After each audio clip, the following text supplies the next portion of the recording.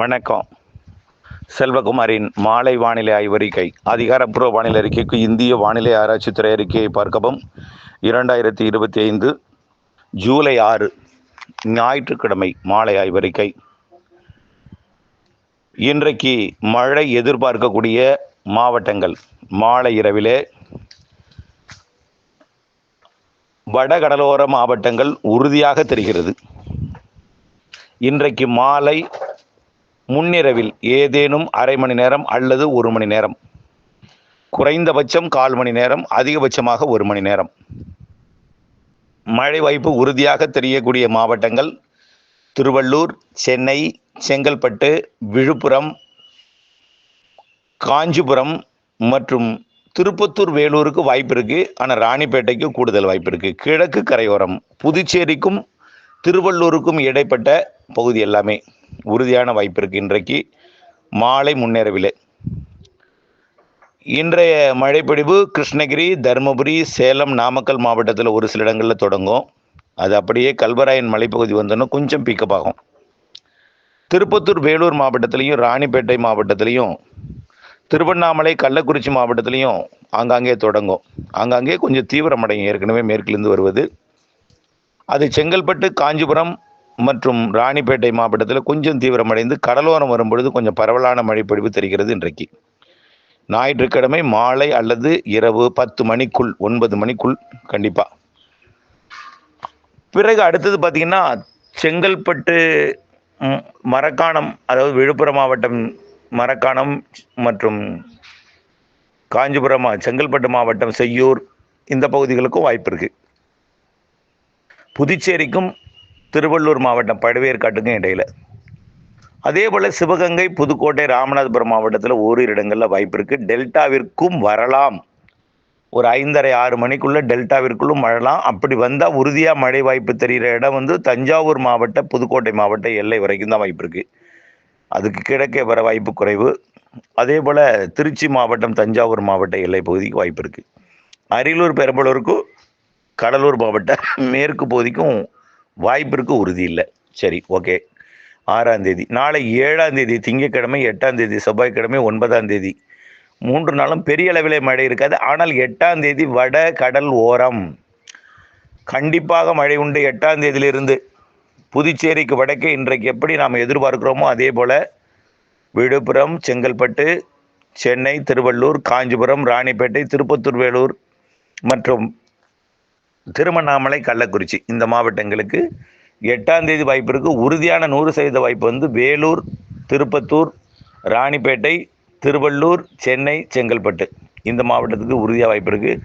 புதுச்சேரி மற்றும் விழுப்புரத்துக்கு கூட வாய்ப்பு இருக்குது.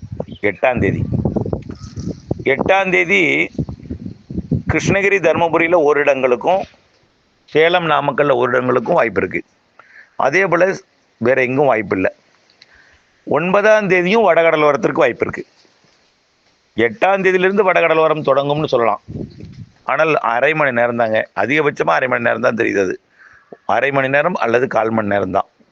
1 மணி நேரம் எங்காவது இருக்கலாம், அவ்வளோதான். பெரிய அளவில் மழை இருக்காது. 8 தொடக்கம் அடுத்தது. அதாவது இன்றைக்கு 6ஆம் தேதி வடகடலோரம், வட உள் மாவட்ட பகுதி. 7ஆம் தேதி வாய்ப்பு குறைவு. 8ஆம் தேதியிலிருந்து அடுத்த மழை. 8லிருந்து இருந்து கொண்டே இருக்கும் வடகடலோரம், வட உள் மாவட்ட பகுதிகளில். 8, 9, 10 3 நாட்களுக்கும் வடகடலோரம், வட உள் மாவட்டத்தில், ஆந்திர எல்லையோரத்தில் இருக்கும்.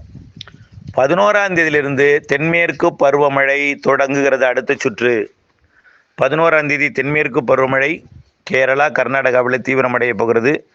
இப்போ இருக்கக்கூடிய இந்த வட இந்திய நிலப்பகுதியில் நீடித்து கொண்டிருக்கூடிய அந்த காற்றழுத்த தாழ்வு பகுதி அப்படியே மகாராஷ்டிரா வழியாக, குஜராத் வழியாக, ராஜஸ்தான் வழியாக பாகிஸ்தான் போகிறது வந்து 10ஆம் தேதி. 10ஆம் தேதி சென்ற பிறகு 11ஆம் தேதியிலிருந்து அடுத்த நிகழ்விற்கான ஆயத்தம். காற்றழுத்த தாழ்வு பகுதிக்கு காற்று சுழற்சிக்கு ஆயத்தம். அது காற்றழுத்த தாழ்வு பகுதியாக ஒடிசா கடலோரம் வரும். 15ஆம் தேதி வாக்கிலே அதோட காற்று சுழற்சி ஒன்று வட தமிழ்நாட்டின் கரையை ஒட்டி உருவாகும். வளிமண்டலத்தில் மேலடுக்கு சுழற்சி தான், எதுவும் பெரிய சுழற்சி இல்லை. மேலடுக்கு சுழற்சி குளிர்விக்கும் அமைப்பாக இருக்கும். இதனால் என்ன ஆக போகுதுன்னா 11ஆம் தேதியிலிருந்து தென்மேற்கு பருவமழையும் தொடங்கும்.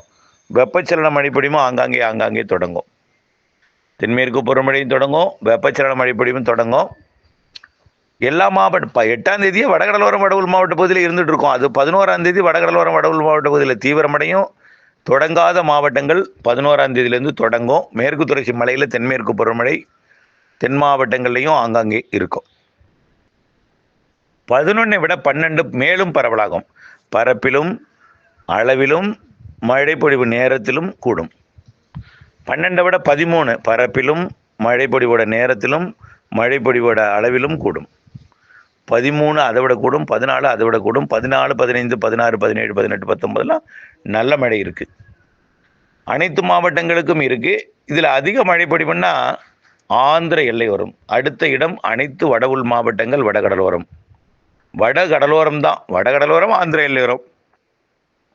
அதாவது வேலூர், திருப்பத்தூர், திருவண்ணாமலை, வேலூர், ராணிப்பேட்டை மற்றும் திருப்பத்தூர், சென்னை, திருவள்ளூர், காஞ்சிபுரம், செங்கல்பட்டு, திருவண்ணாமலை இந்த மாவட்டங்களுக்கு கொஞ்சம் அதிக மழை தெரிகிறது.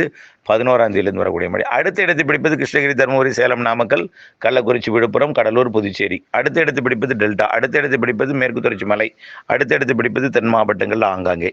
மேற்கு தொடர்ச்சி மலையே நல்ல மழை தான் இருக்கும். நீலகிரி எல்லாம் டாப்பில் இருக்கும். 13, 14, 15 நல்ல மழை. அதிலேருந்து மழை தாங்க. ஆடி காற்றுன்னு சொல்லுவோமே, அது தொடங்குகிறது. ஆடிக்காற்றுன்னு என்ன, வலுவான தென்மேற்கு பருவமழை வீசினா தான் ஆடிக்காற்று. ஆடி மாதம் எப்போ? ஜூலை மாதம் 16, 17 தேதியிலிருந்து ஆடி மாதம். ஆகஸ்ட் 3ஆம் தேதி ஆடி 18.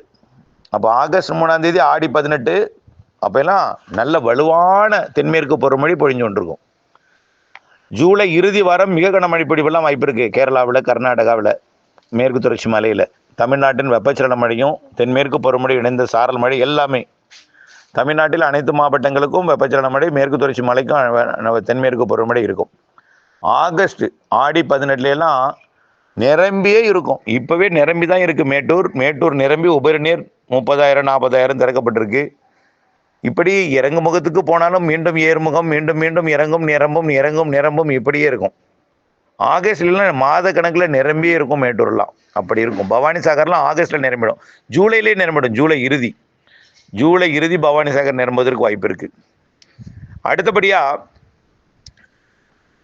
அந்த வரக்கூடிய இந்த 11ஆம் தேதி மழை, அந்த வார மழை, அதுக்கு அடுத்த வாரம் அதை விட தீவிரம், அதுக்கு அடுத்த வாரம் அதை விட தீவிரம் என்று ஜூலையை விட ஆகஸ்ட் மழை தீவிரம் இருக்கும். ஆகஸ்ட்டில் விட செப்டம்பர் 2வது வாரத்திலேருந்து நல்ல தீவிரம்.